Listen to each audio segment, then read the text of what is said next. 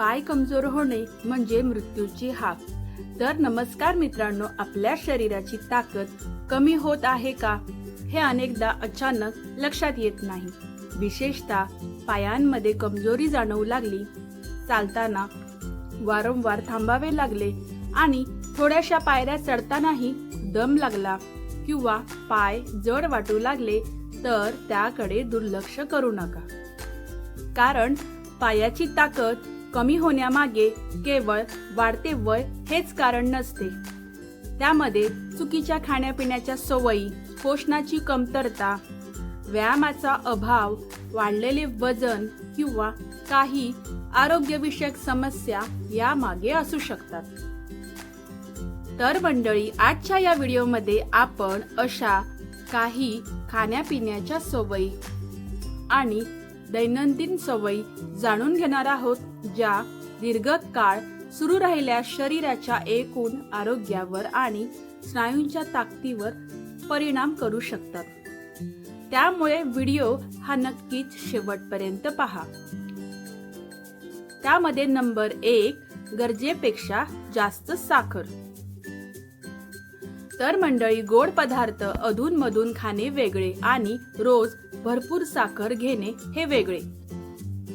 त्यामध्ये आपण मिठाई, गोड पेय, साखर घातलेले पदार्थ आणि इतर गोड पदार्थांचे अतिसेवन कमी करणे चांगले. विशेषतः मधुमेह असलेल्या व्यक्तींनी रक्तातील साखरेचे नियंत्रण ठेवणे हे महत्त्वाचे आहे. रक्तातील साखर दीर्घकाळ नियंत्रणाबाहेर राहिल्यास काही प्रमाणात म्हणजेच काही व्यक्तींमध्ये नसांवरती परिणाम होऊ शकतो. त्यामुळे पायात मुंग्या येणे, जळजळ, सुन्नपणा किंवा संवेदना कमी होणे अशी लक्षणे दिसू शकतात. म्हणूनच गोड पदार्थांचे प्रमाण कमी करा आणि शक्य तितका संतुलित आहार घेण्याचा प्रयत्न करा. नंबर 2, जास्त प्रमाणात मीठ. तर मंडळी, मीठ शरीरासाठी आवश्यक तर आहेच, पण त्याचे प्रमाण खूप वाढले तर ते आरोग्यासाठी योग्य नाही. त्यामध्ये नमकीन, चिप्स, पॅकेट स्नॅक्स, लोणचे, पापड आणि अनेक तयार खाद्यपदार्थांमध्ये मीठ हे जास्त असू शकते. त्यामुळे जेवणातील वरून टाकलेले मीठच नाही, तर आपण दिवसभरातून किती सोडियम घेत आहोत याकडेही लक्ष देणे गरजेचे आहे. त्यामध्ये घरचं ताजं आणि कमी प्रक्रिया केलेले आहार निवडण्याची सवय लावा.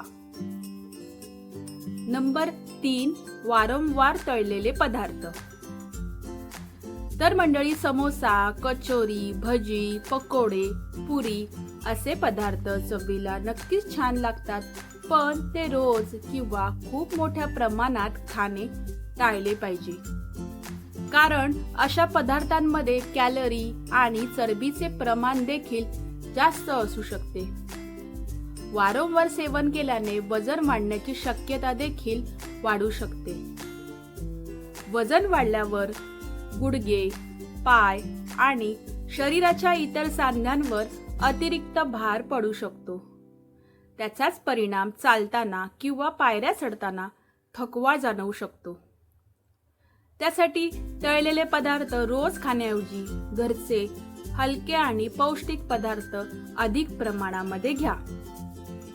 नंबर 4, गोड आणि सॉफ्ट ड्रिंक्स. तर मंडळी, काही लोकांना तहान लागली की पाण्याऐवजी कोल्ड ड्रिंक किंवा गोड पेय किंवा पॅकेट ज्यूस घेण्याची सवय असते. पण तुम्हाला माहित आहे का, अशा अनेक पेयांमध्ये साखरेचे प्रमाण जास्त असू शकते. तहान लागल्यावर साधे पाणी हा सर्वात सोपा पर्याय आहे. चव हवी असल्यास कमी साखरेचे किंवा साखर नसलेले लिंबू पाणी देखील तुम्ही घेऊ शकता. शरीराला पुरेसे पाणी मिळणे देखील तितकेच महत्त्वाचे आहे. पाण्याची कमतरता झाल्यास काही लोकांना थकवा किंवा अशक्तपणा जाणवू शकतो. नंबर 5, जास्त प्रक्रिया केलेले पदार्थ. आजकाल नूडल्स, चिप्स, बिस्किटे, फास्ट फूड आणि विविध पॅकेट्स पदार्थ सहज उपलब्ध होत आहेत. कधीतरी खाणे वेगळे, पण रोजच्या आहाराचा मोठा भाग अशा पदार्थांवर अवलंबून असणे योग्य नाही. अशा पदार्थांमध्ये मीठ, साखर आणि चरबी जास्त असू शकते, तर शरीराला आवश्यक असलेली प्रथिने, जीवनसत्वे आणि खनिजे कमी मिळू शकतात. स्नायूंना मजबूत ठेवण्यासाठी संतुलित आहार घेणेच अत्यंत महत्त्वाचे आहे. पण फक्त आहारच नाही, तर आपल्या काही दैनंदिन सवयी देखील पायांच्या ताकदीवर परिणाम करू शकतात. नंबर 6, दिवसभर बसून राहणे. तासनतास एकाच जागी बसणे आणि शरीराची हालचाल कमी असणे ही आजकालची सामान्य सवय आहे. पण मंडळी, शरीराला नियमित हालचाल मिळाली नाही तर स्नायूंची ताकद आणि शारीरिक क्षमता कमी होऊ शकते. तुमच्या क्षमतेनुसार दररोज चालण्याचा प्रयत्न करा. सुरुवातीला कमी वेळ चालून हळूहळू वेळ तुम्ही वाढवू शकता. ज्यांना चालणे शक्य नाही त्यांनी डॉक्टर किंवा फिजिओथेरपिस्टच्या सल्ल्याने योग्य हलके व्यायाम करावेत. नंबर 7, आहारात प्रथिनांची कमतरता. तर मंडळी, पोटभर जेवण झाले म्हणजे शरीराला सर्व पोषक घटक मिळाले असे नाही. स्नायूंच्या आरोग्यासाठी प्रथिने खूप महत्त्वाची असतात. त्यामध्ये तुम्ही डाळी, कडधान्य, चणे, राजमा, दूध, दही, पनीर, सोयाबीन आणि इतर प्रथिनयुक्त पदार्थ आहारात योग्य प्रमाणात असणे उपयुक्त ठरू शकते. मात्र किडनीशी संबंधित आजार असल्यास स्वतःहून प्रथिनांचे प्रमाण वाढवू नका. डॉक्टर किंवा आहार तज्ज्ञांचा सल्ला घेणे अधिकच योग्य आहे. नंबर 8, जीवनसत्वे आणि खनिजांची कमतरता.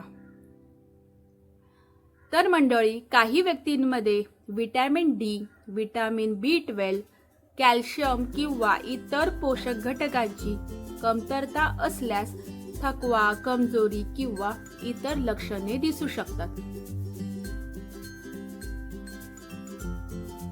पायात सतत मुंग्या येणे, सुन्नपणा, वेदना किंवा कमजोरी जाणवत असेल तर स्वतःहून औषधे किंवा सप्लिमेंट्स घेण्याऐवजी डॉक्टरांचा सल्ला नक्कीच घ्या. गरज असल्यास डॉक्टर योग्य रक्त तपासण्या करून कमतरता आहे का हे तपासू शकतात. तर मित्रांनो, पायाची ताकद टिकवण्यासाठी कोणताही एक जादुई उपाय नाही. त्यासाठी संतुलित आहार, पुरेसे प्रथिने, नियमित शारीरिक हालचाल, योग्य झोप आणि वजन नियंत्रण या सर्व गोष्टी महत्त्वाच्या आहेत.